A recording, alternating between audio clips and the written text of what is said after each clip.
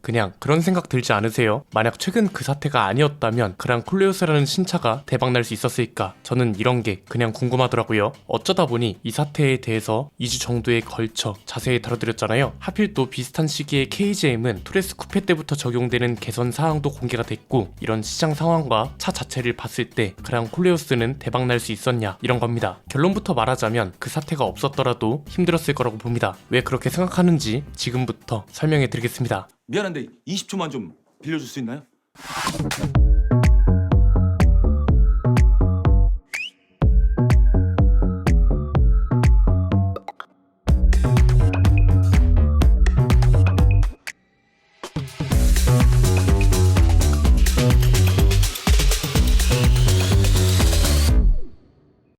사전계약 날짜와 사전계약 대수를 보면 르노 사태가 얼마나 큰 사건인지 또 한 번 알 수 있습니다. 기사에서 많이 언급되고 있는 3일 동안 5,000대는 지난달 28일부터 30일까지 집계된 숫자를 말합니다. 꽤 많이 비교해드렸죠. 투레스는 사전계약 첫날에만 12,000대를 돌파했고, 카니발은 하루 만에 35,000대가 넘었다고요. 그래서 이 3일 동안 5,000대란 숫자가 좋은 성적이 아니라는 건 여러 차례 말씀드렸고, 가끔 르노 관계자인지 영업사원인지 그 집단인지 모를 사람들이 야, 3일 만에 5,000대는 돌파했는데 이게 대박 아니면 뭐냐, 이런 말을 한다고 했잖아요. 이것도 얼마나 말도 안 되는 소리인지 충분히 인지하셨을 거라고 봅니다. 그럼 만약 이 사태가 아니었다면 그랑콜레우스의 사전계약 대수는 더 많고 9월 출시 때도 더 많은 판매량을 기록할 수 있었을까요? 일단 초반 반응은 확실히 괜찮았을 것 같습니다. 왜냐면 가장 큰 논란이었던 것들을 공개 당시까지만 해도 해소한 차였거든요. 중국 지리 자동차의 싱유의 애를 거의 그대로 들여온다는 것 자체가 굉장히 큰 리스크였습니다. 중국에 대한 부정적 인식은 기본이고, 특히나 자동차 쪽은 중국 제품에 대한 신뢰도가 바닥보다도 아래잖아요. 그래서 이걸 초반에 어떻게 극복하느냐가 굉장히 중요했는데, 적어도 프리스데이 공개 당시 반응은 분명히 좋았을 뿐 아니라 디자인이 살짝 바뀌고 엠블럼이 바뀌었다는 이유만으로 차가 꽤 괜찮아 보이기도 했습니다. 무엇보다 이때까지만 해도 KGM은 또 AVNT 문제로 엄청나게 까이고 있는 중이었고, 그랑콜레우스는 티맵과 협업한 시스템이 들어가고 조수석까지 있는 광활한 디스플레이 덕분에 와, 이거 잘 나왔다, 이런 반응이 많았습니다. 그래서 사실 이 사태만 아니었다면 적어도 초반에는 잘 팔렸을 거란 거죠. 자, 그런데 여기서 왜 초반 반응은 괜찮았을 거다 이렇게 말했냐, 이게 중요합니다. 간단합니다. 크게 세 가지인데요. 첫 번째는 이 논란이 아니었더라도 가격 공개 때 논란이 한 번 있었을 가능성이 큽니다. 3천만원 중후반쯤 시작해서 풀옵션 가격은 4천만원 중반쯤 될 거란 소식이 있죠.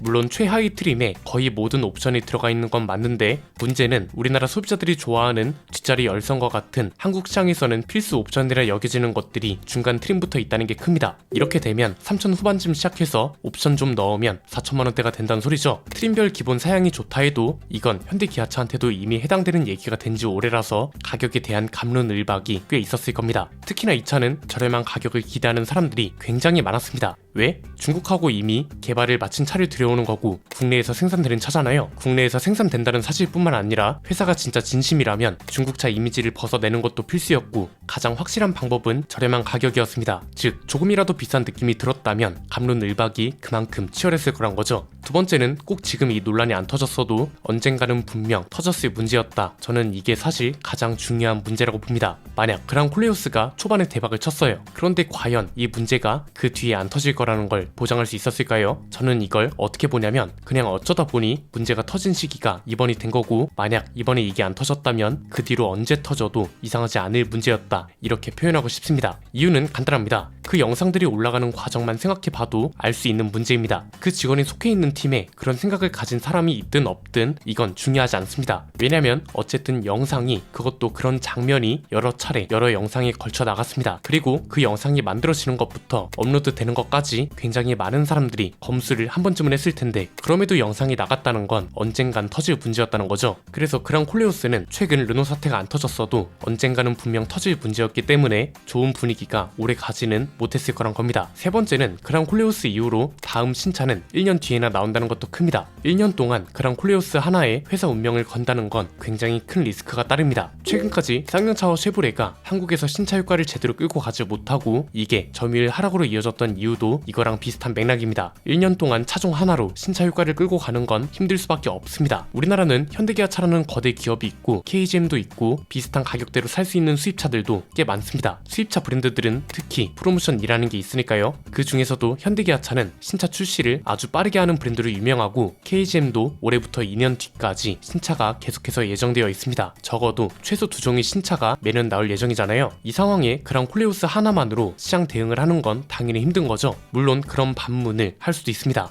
야, 그랑 콜레오스만 있는 게 아니라 세닉 같은 전기차도 출시한다 했는데 무슨 소리냐? 이런 거죠. 이 차는 언급조차 안 한 이유가 어차피 출시돼도 브랜드를 살릴 수 있을 만한 판매량은 애초에 나오기 힘든 차이기 때문입니다. 해외에서 생산되어 들어오는 차죠. 가격이 상대적으로 비쌀 수밖에 없는 조건입니다. 여기에 한국은 전기차가 아직 잘 안 팔립니다. 여전히 가솔린차가 가장 많이 팔리고 하이브리드차 성장세가 가장 가파른 상태입니다. 전기차는 성장세가 주춤하고 이게 다시 오를 기미가 한국에서는 아직 안 보이고 충전 인프라가 정부 차원에서 개선되지 않으면 전기차가 아무리 잘 나와도 힘들 거란 이야기 너무 많이 해드렸죠. 그리고 그랑 콜레오스는 기울어진 운동장을 다시 되돌릴 만한 힘을 가지고 있는 차도 아닙니다. 그러니까 우리가 정치나 언론이나 경제나 이런 모든 걸 논평할 때는 예컨대 어느 한쪽으로 무언가가 심하게 기울거나 치우쳐져 있어요. 그럼 어떤 논평가나 기자들은 다른 한쪽으로 그만큼 심하게 기울 수 있도록 당겨주는 역할을 해야 합니다. 무슨 말이냐? 우리나라는 현대기아차 쪽으로 심하게 기울어져 있는 시장입니다. 저는 이걸 현대기아차의 무조건적인 독점이라고 해석하진 않습니다. 이렇게 되는 과정에서 르상체가 못한 건 사실이니까요. 즉 현대기아차 쪽으로 아주 많이 기울어진 운동장을 어느 정도 균형 있게 만들려면 반대쪽에 있는 브랜드가 그만큼 강력한 차를 내놔야 한다는 겁니다. 기술적으로 이게 안 된다면 가격과 상품성, 마케팅 이런 걸로 해야 하는 거죠. 그래서 뭐 막연히 현대기아차를 잡는다 이게 아니라 좋은 선택지가 될 수만 있어도 충분하다는 거고요. 그랑 콜레오스는 소렌토나 산타페를 두고 무조건 이 차를 사야 해 이 정도는 아니란 겁니다. 만약 이 정도로 잘 나온 차였다면 그 사태가 터졌더라도 사전계약 대수가 못해도 3일 동안 10,000대는 넘지 않았을까요? 저는 일단 이 3일 동안 5,000대라는 걸 가지고 쉴드 치는 분들이 가장 이해가 안 됩니다. 그 행동 자체가 굉장히 잘못된 거라는 건 말해봐야 입 아픕니다. 그런데 3일 동안 5,000대는 르노를 쉴드 쳐줄 수 있을 만한 숫자가 절대 아닙니다. 오히려 르노 스스로